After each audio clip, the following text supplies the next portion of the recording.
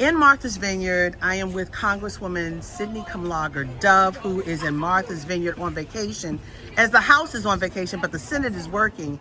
And one of the things they did today is bring contempt of Congress charges against Dr. Anthony Fauci. What say you, Congresswoman? Well, Anthony Fauci did show up. He refused to answer the questions because he has been on the record before, okay? And this man has credibility with regards to protecting this country and the citizens against COVID. Not his fault that somebody doesn't like vaccinations. Not his fault that somebody is not reading. Not his fault that folks don't like science. The reality is we had a pandemic. It was international. It was worldwide. We had scientists working across the globe to try to get a vaccine in place and approved as quickly as possible to save lives. So, and I'm talking to you, Bernie Moreno, instead of showing up for a hearing and trying to curse out Anthony Fauci, why not handle what's going on in your own house? You drop a lot of these gems a lot. Is this a time for people to be angry?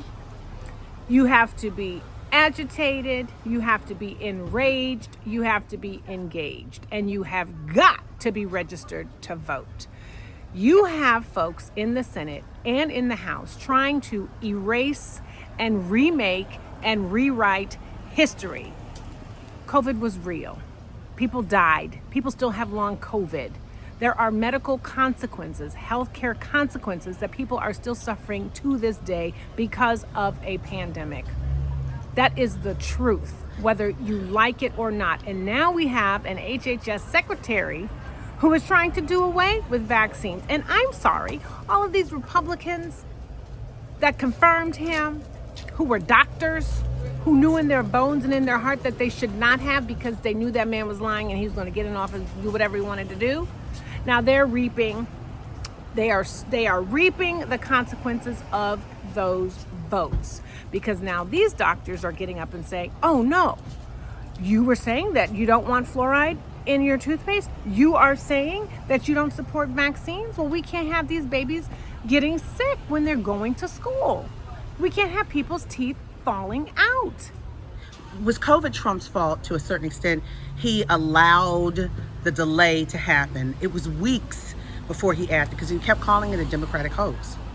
Not only did he allow the delay to happen, and not only did he dissuade folks from trying to get a vaccine, but he took his frumpy self to Walter Reed and got all the vaccines, all the times, and all the boosters.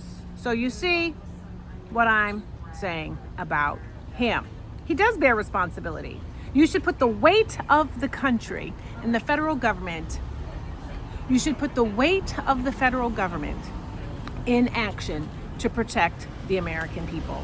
And states were fending for themselves, trying to figure out how they could commandeer resources, vaccines, get folks into hospitals, get enough beds, because we had a president that was slow walking a federal response to an international emergency.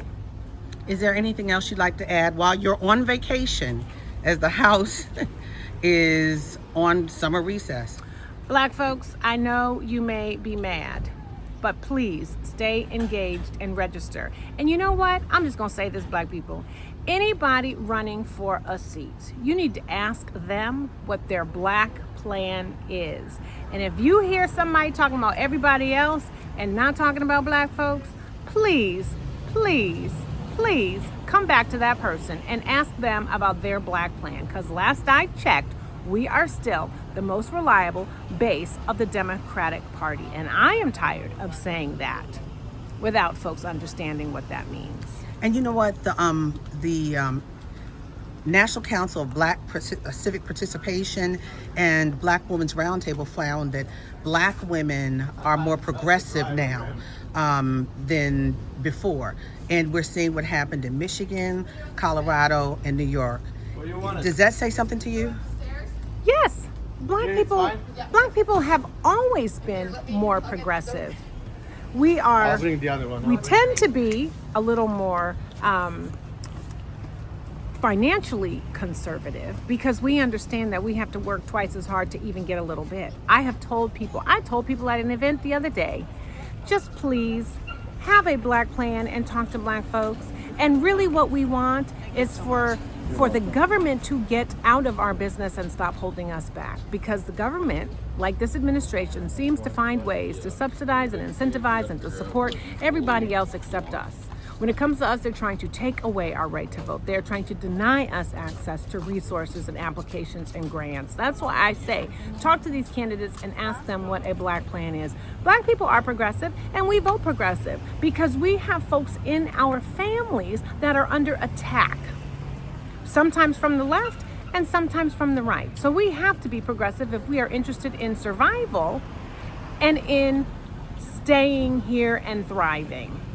So please don't come to me and say that black people are not progressive. We just don't talk about it. And what happens is when we start talking about our issues, then people want to marginalize that and then say that we're not progressive. But I'm sorry, having a job, having stability in your household, having health care, having someone focus on the community schools that are in your community, having folks focus on the small jobs that are in your community, having folks talk about the community safety issues that are necessary for your brothers and sisters to survive, having folks talk about maternal health and black women, those are progressive issues. And progressives, all progressives, need to be talking about those issues. Congresswoman, thank you. Go back and have a good vacation. Thank you, April. Always good to see you. Always. Look, you're crossing the street. I'm like, wait a minute. I know. I She chased me down, y'all. No, I didn't. I was